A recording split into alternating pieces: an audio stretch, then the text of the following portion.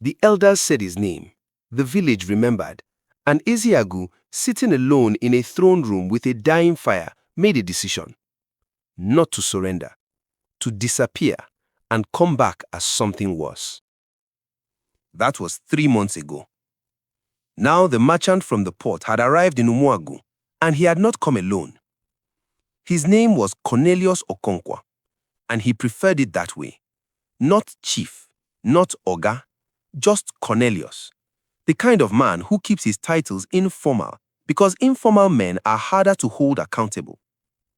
He was 61 years old, Port Harcourt money, the kind built across 3 decades of knowing which rivers to tax and which officials to befriend. He wore agbada over Italian shoes.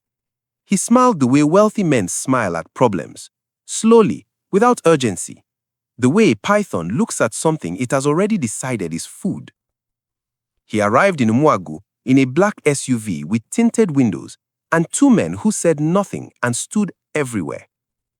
He did not go to Agu's palace. He went to the market.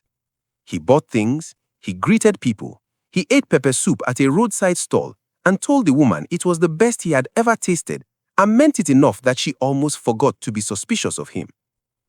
He spent 3 days simply being present, visible, generous, unremarkable. On the 4th day, he sent for Emeka. Emeka arrived at the guest house Cornelius had rented with the specific reluctance of a man walking into something he cannot yet name but already regrets. The room was clean and cool. There was palm wine on the table. Cornelius gestured at the chair across from him as though this were a casual visit between friends who happened to have never met before. "Sit down, Emeka. I know what you are. I know what you've done. I'm not here to punish you for it." Emeka sat. "What are you here for?" "To offer you a different kind of work." Cornelius poured 2 cups. "Nnamdi Ikenna is going to become king of this village. That is already decided. The elders said the words. The words cannot be unsaid. I accept this. I am a practical man." He slid 1 cup across the table. "What is not yet decided is what kind of king he becomes, whether he is a king who controls his own throne or a king who sits on one that I manage from a distance." Emeka did not touch the cup. "And you want me to do what exactly?"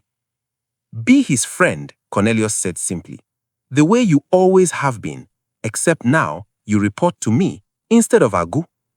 He smiled. "Better pay, safer position, and the added comfort of being on the winning side for once." Silence. "The letter your friend found, the one that proves you purchased Agu's coup, that letter is 30 years old and already known." Cornelius waved a hand. "I am not afraid of old letters. I am afraid of new kings who understand what their kingdoms are actually worth." He looked at Emeka steadily. "The river trading routes that I purchased from Agu 30 years ago, they generate more money in one dry season than this village will see in 20 years. Nnamdi doesn't know that yet. I would very much like to be the one who introduces him to the economics of his own inheritance." Emeka left without answering. He walked back through the village in the late afternoon heat and sat on the step outside his own house for a very long time. Then he went to find Nnamdi. Agu had not been seen in public for 6 weeks. The illness that had shadowed him for 2 years had moved from background to foreground, the way things do when a body finally stops pretending. He was thinner.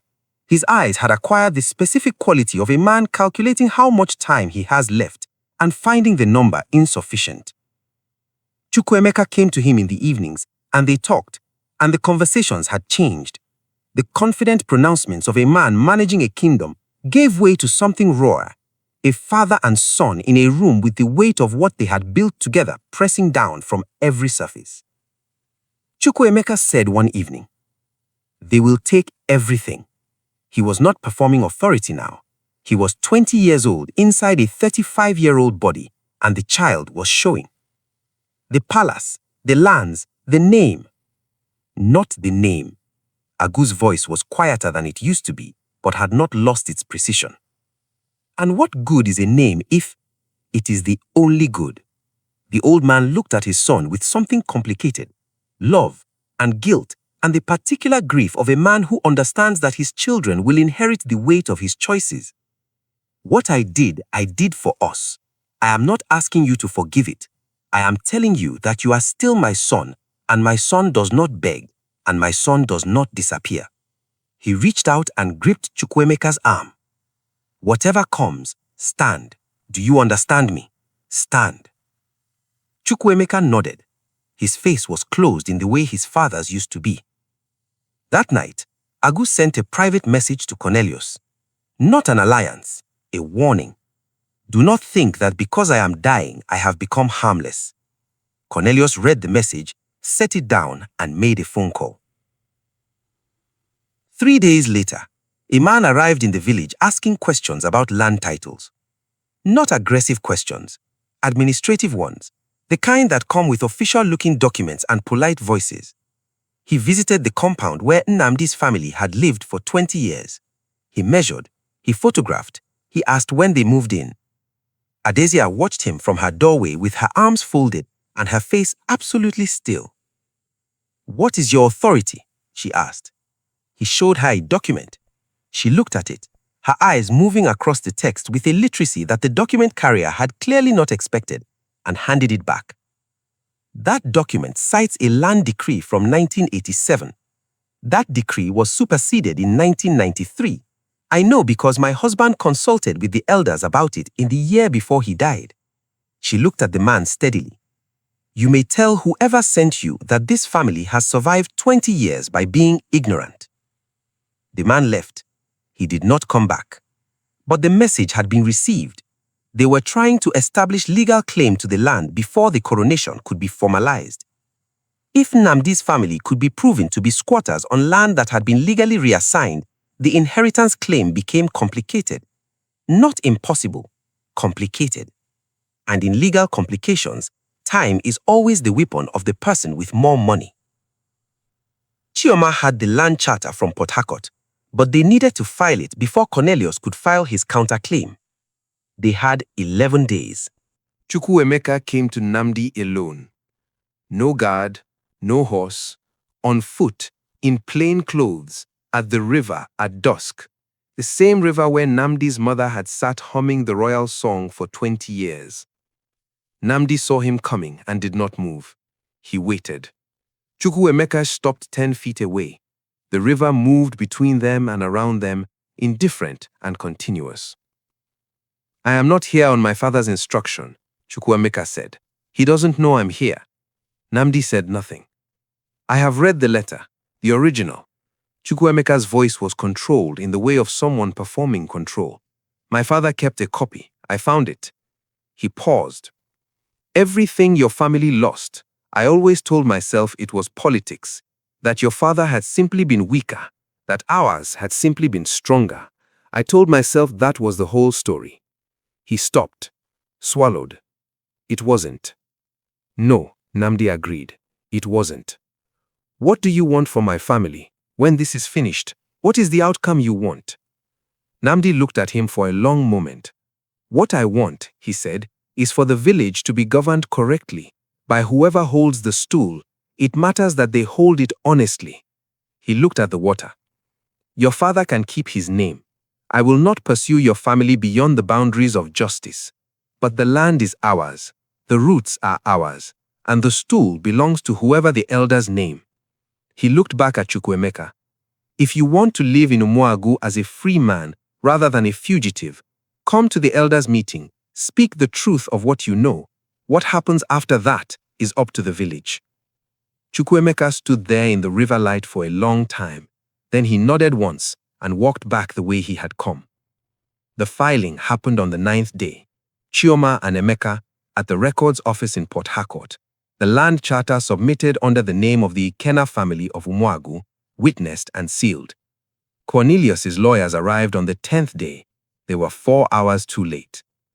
The Elders' Council met for the final time on the morning of the 11th day. The full council, 12 men, the weight of custom and lineage pressing on every surface of the room. Agu was absent. His illness had become undeniable. Chukwuemeka sat in his place. When it was time, Chukwuemeka spoke. He told what he knew.